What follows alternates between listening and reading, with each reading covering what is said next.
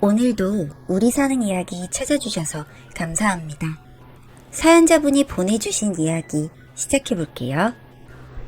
인생 그냥 평범하게 살아왔다고 생각했는데 저에게도 이런 일이 생길 줄은 정말 몰랐습니다.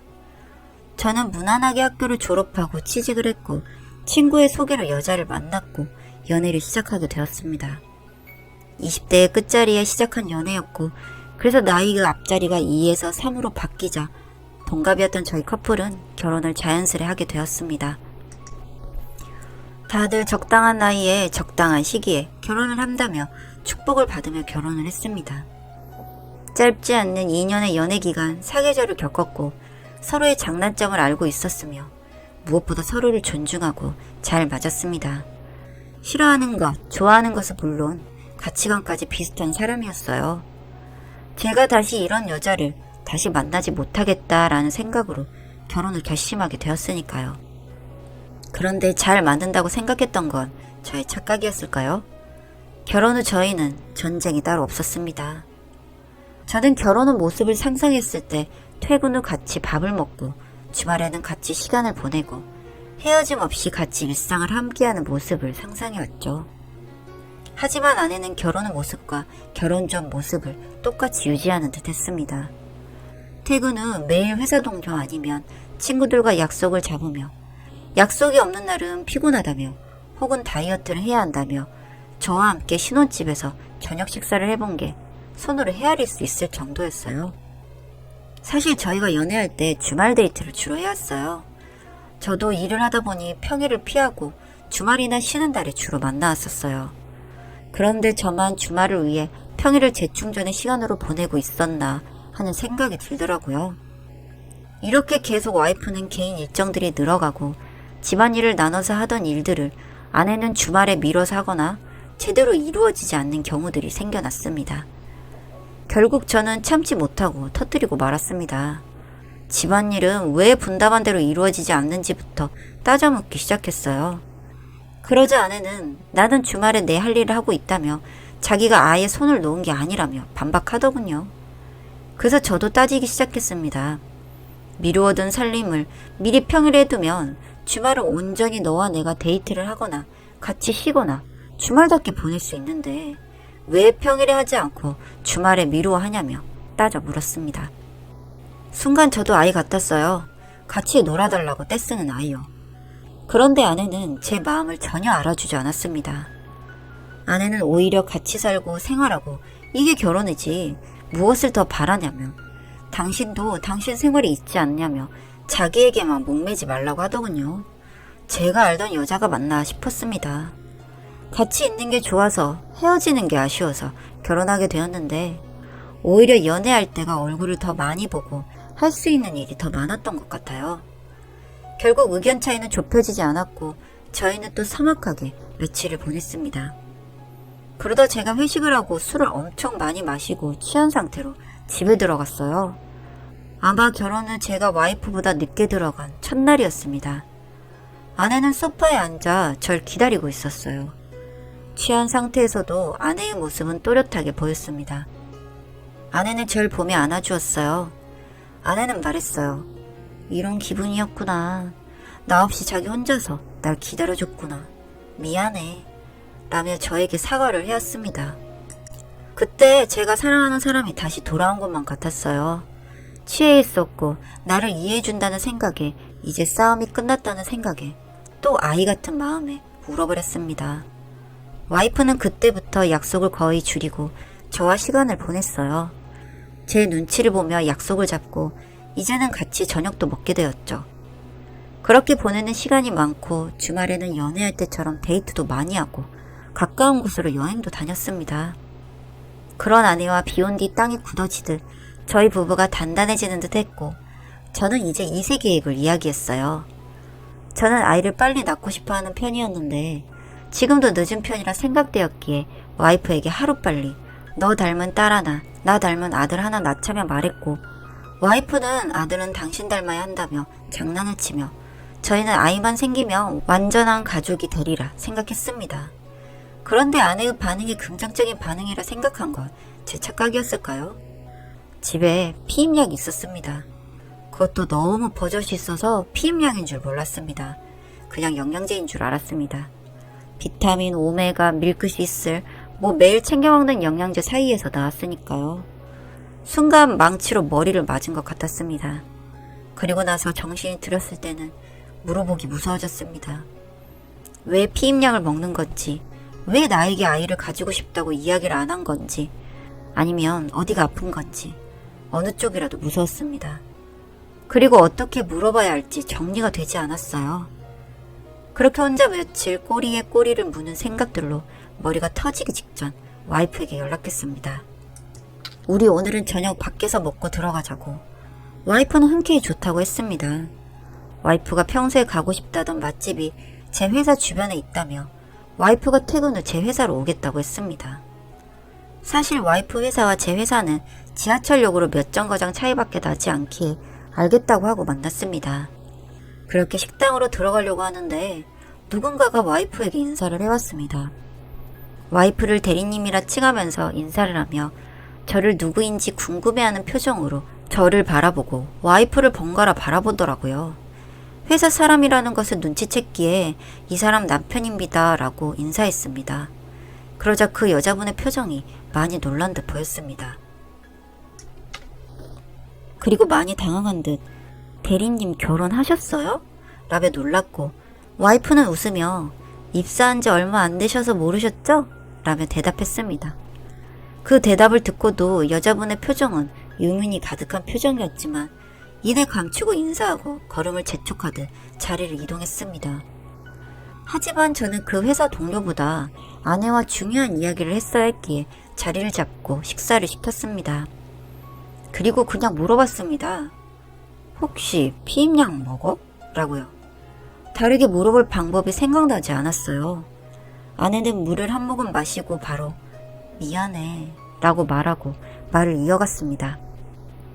먼저 자기랑 상의를 했어야 했는데 아이를 원하는 당신에게 나는 아직 준비가 안 됐다고 말하는 게 실망감을 안겨주는 게 너무나 미안했어 라고 하더군요. 그래서 물어봤습니다. 무슨 준비가 필요한 건지. 그랬더니 와이프는 자기는 아직 회사가 스타트업이고 조금 더 자리를 잡고 육아휴직을 쓸 수 있는 그런 상황이 되었을 때 아이를 가지고 싶다고. 자기도 아이가 싫은 건 아니지만 아이를 키우는 건 현실적인 일이고 육아로 인해 금전적인 부분도 많이 생각해야 되며 또한 자기도 출산 후에도 계속 일을 하고 싶다고 이야기를 하더라고요. 와이프의 말을 들으니 이해가 되었습니다. 스타트업으로 회사 설립 초기에 입사해서 나름 인정받으며 자리를 잡아가는 그녀에게 지금 임신은 퇴사로 이어질 수도 있다는 생각을 왜 저는 못 해봤는지. 아내를 헤아리지 못한 것에 제 자신에게 많이 실망하고 아내에게 미안했습니다. 저는 와이프에게 그렇게까지 생각을 못 해줘서 미안하다고 이야기하고 왜 진작 나에게 말해주지 않았냐며 원망 섞인 말도 했습니다. 이런 일이 있을 때는 서로 이야기하며 풀자고 그 피임약을 보고 내가 얼마나 많은 생각을 하며 마음고생을 했는지 모른다며 이야기를 했고 와이프와 저는 1년 정도는 신혼생활을 하고 내년에는 꼭 아이를 가지는 것에 집중하겠다며 서로 약속했죠. 와이프는 자기를 이해해줘서 고맙다며 저희는 또 서로에게 더 가까워지고 단단해졌습니다.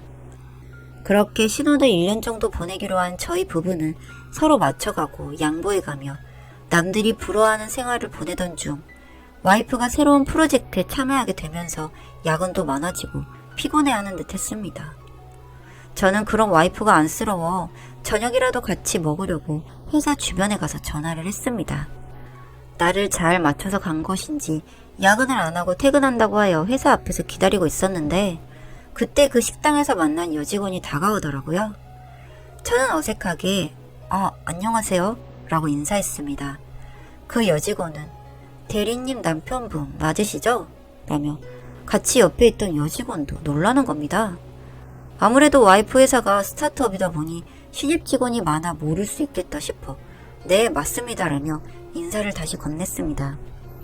그런데 제가 예민했던 걸까요? 그때 식당 앞에서 본 여직원도 지금 그 여직원 옆에 있는 사람도 결혼 소식에 놀라는 사람치고는 뭔가 다른 느낌으로 놀란 사람 같았습니다. 처녀처럼 보여서 놀랐어요 라는 그런 느낌이 아니라는 생각을 떨쳐버리지 못하겠더라고요. 그런데 그 두 여직원이 가면서 하는 이야기 중 한마디가 귀에 들렸습니다. 결혼했는데 그럼 둘이 뭐야? 라는 그 한 문장. 자꾸 머릿속에서 맴돌려 하는 순간 와이프의 모습이 보였습니다. 아내를 만나 넌지시 물어봤습니다.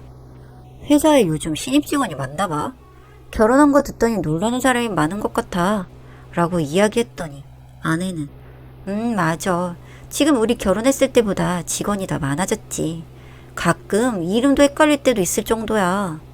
그래서 저도 이야기했습니다. 그때 식당 앞에서 본 여직원 그분이랑 다른 분이랑 같이 와서 인사하시더라고. 당신 남편이라 했더니 그분도 엄청 놀랐다며 다들 결혼한 거를 잘 모르시는 것 같다는 식으로 말했더니 오늘 인사했던 분은 입사한 지 며칠 안 된 분이라며 모를 수도 있었겠다라며 웃더라고요. 저도 그렇게 생각했던 부분이라 그리고 프로젝트로 힘든 아내에게 그냥 다른 말은 하지 않았습니다. 시간이 지나면 잊혀지기를 바라면서요. 하지만 그 여직원의 말이 계속 생각나더군요. 남편이라는 말에 놀라는 표정도 함께요. 결국 와이프 회사 앞에서 퇴근 시간까지 기다렸습니다. 여직원에게 묻고 싶어졌거든요. 그 말의 의미가 뭔지, 왜 절 보고 그렇게 놀란 건지 궁금해졌습니다. 그런데 그 이유를 묻기도 전에 아내가 몸소 눈앞에서 답을 내려줬습니다. 훤칠한 키에 비슷해 보이는 나이대의 남자와 아내가 웃으며 이야기를 하며 퇴근길을 함께하고 있더군요. 둘은 직장 동료였습니다. 그런데 그 둘만 보면 연인 사이처럼 보였습니다. 손을 잡거나 팔짱을 낀 것도 아닌데 누가 봐도 연인처럼 보였습니다. 그런 느낌을 받은 저도 모르게 몸을 숨기고 그 둘을 뒤에서 지켜봤습니다. 왜 몸을 숨겼는지 이해가 되지 않지만 일단 저 둘의 사이가 무슨 사이인지를 파악하는 게 중요하다고 생각했습니다. 그날 밤 저는 따로 표현하지 않고 평소대로 행동했습니다. 밤에 잠이 들지 않았고 뒤척이던 중 갑자기 아내의 핸드폰 알람이 울렸습니다. 그 순간 한 번도 보지 않았던 카톡에 대한 내용들이 궁금해졌습니다. 서로 핸드폰 잠금 비밀번호를 알고 있었기에 잠금 해제는 손쉽게 할 수 있었습니다. 카톡 대화 내용 중 가장 윗줄에 있는 그 남자라고 저장되어 있는 대화창은 오늘 본 남자라는 것을 바로 알 수 있었습니다. 다른 대화창들을 봤을 때 그 남자는 특별하다는 것을 알 수 있었습니다. 다른 회사 동료들은 회사명과 이름으로 저장이 되어 있더군요. 분명 같은 직장 동료인데 그 남자라고 저장된 이유는 무엇인지 떨리는 손으로 카톡 내용을 보았습니다. 내용은 서로 이름을 부르기도 했다가 자기라고 부르기도 했다가 딱히 정해진 호칭이 있는 것 같지는 않았습니다. 주고받은 내용 속에는 아내가 결혼을 빨리 한 것 같아서 후회된다 라고 하니 그 남자는 그러게 뭐가 그렇게 급했니? 라며 대꾸하는 내용. 아내가 나 약속도 많고 집안일 안 한다고 싸웠어. 결혼하면 집에만 있어야 하는 거냐며 싸웠다고 냉전 중이라고 투덜거리자 그 남자는 맨날 약속 잡지 말고 눈치 보는 척 해줘. 그래야 약속 생기고 하면 전에 모습 보고서라도 별탈 없을 거야. 아님 네가 한번 남편 기다려 보던가 라며 조언까지 해주더군요. 순간 첫 눈물을 보이며 화해한 순간이 생각나며 화가 머리 끝까지 났습니다. 그래도 침착하고 대화 내용을 더 읽었습니다. 평소에 썸 타는 두 남녀의 대화 내용처럼 주고받다가 중간에 아이에 관한 내용이 보였습니다. 아내는 자기는 아이도 가지기 싫고 그냥 지금처럼 자유롭게 살고 싶다고 하니 그 남자는 자기가 바라는 결혼 생활이라며 서로 애틋하게 이야기하더군요. 아내는 이해가 되지 않는다는 듯 남편이 아이를 원한다. 그래서 힘들다며 이야기를 하니 그 남자가 말하더군요. 그럼 피임약 먹고 싸우는 것도 힘들다며 그냥 가타부타 말하지 말고 먹어. 너 힘들잖아. 라며 걱정을 해주는 건지 어이가 없더군요. 그리고 피임약을 들켰다고는 하지만 잘 넘어갔다는 이야기까지. 저는 아내가 다른 여자처럼 보이기 시작했습니다. 같은 사람이 맞나 싶을 정도로 다른 이야기를 쏟아낸 대화 내용을 보고 멍해졌습니다. 하지만 저는 이런 여자와 더 이상 시간을 보내는 것은 시간 낭비라 판단했고 지금이라도 진짜 짝을 만났다면 이런 사람은 그냥 보내주는 게 낫다고 판단했습니다. 저는 카톡 내용을 모두 저장하였고 다음날 아내의 회사 앞에서 저를 보고 놀랐던 그 여직원을 기다렸습니다. 다행히도 아내는 야근이었는지 여직원들이 먼저 나오더군요. 저는 인사를 했고 양해 말씀을 드렸습니다. 제가 잠시 여쭤보고 싶은 게 있다고 당황해했지만 앞에 인사를 했던 기억이 있어서 어색하게 알겠다고 하더군요. 그 여직원 2명과 가까이 보이는 카페로 들어갔고 저는 말했습니다. 사실 두 분이 왜 저를 보고 그렇게 놀라셨는지 이제는 좀 알 것 같아요. 그 이야기를 좀 여쭤보고 싶어서 창피한 일이지만 이렇게 자리를 만들었습니다. 죄송합니다. 그러자 그 2 여직원은 많이 당황했지만 이내 어떤 걸 여쭤보고 싶은 거냐고 물어왔고 저는 그동안 궁금했던 것들을 여쭤봤습니다. 2 사람은 회사 내에서 얼마나 친했던 건지, 결혼 전에 알고 지낸 건지 다 말씀해 주신 건지는 모르지만 대리님 결혼은 몇몇 분만 알고 있었던 것 같고 대부분 모르셨던 것 같다. 윗분들은 알고 계시는데 아무래도 대리님 결혼 후로 사업이 커지면서 직원이 많아진 것 같다고 했고 결혼식 전에도 사람은 들어왔지만 들어온 지 얼마 안 된 사람들은 대리님이 초대를 안 하셨다고 들었다라고 하더라고요. 그 남자는 결혼식 전에 들어온 사람 중 한 명이었고 출퇴근길에 같이 목격되는 것은 물론 점심 식사도 둘이서만 하고 서로 많이 챙기고 그런데 물어보면 사귀는 사이는 아니라고 해서 자기들은 썸 타는 사이로 생각했고 많은 분들이 그 2 분은 커플이라 생각하는 분이 많았다고 그래서 본인들도 오해했었다며 이렇게 말씀드려도 되는 건지 모르겠다며 걱정하더라고요. 그래서 말씀 감사하다고 어느 정도는 알고 있었다고 이야기한 후 자리를 정리했습니다. 그런 후 저는 회사에 전화를 해서 내일 일을 못 갈 것 같다고 전화로 양해를 구한 후 집으로 가서 카톡 대화 중 자극적인 부분만 정리해 출력하는 뒤 챙기고 아내에게는 전혀 내색하지 않은 뒤 다음날을 기다렸습니다. 다음날 오후 저는 아내의 회사로 무작정 찾아 들어갔고 카톡에서 언급한 이름을 크게 부르며 미친놈처럼 돌아다녔습니다. 그러다 그 신입 여직원 2명도 보였고 그 2 분은 어머 누구 대리님 남편분이신데? 라고 하니 주변에서는 그분 결혼했었어? 라는 소리와 함께 웅성거리기 시작하더군요. 그러다 그 이름의 당사자가 나타났고 멱살을 잡고 흔들었습니다. 내 아내와 이게 뭐하는 짓이냐고 카톡 대화 내용을 던져버렸습니다. 아내는 달려와 뭐하는 거냐며 절 말렸고 그런 아내를 그 남자 쪽으로 밀치며 말했습니다. 너희 둘을 보고 불륜이라고 하는 거야 라고 하니 아내는 정색을 하며 우리가 뭘 어쨌다고 그래? 정말 당신 미쳤어?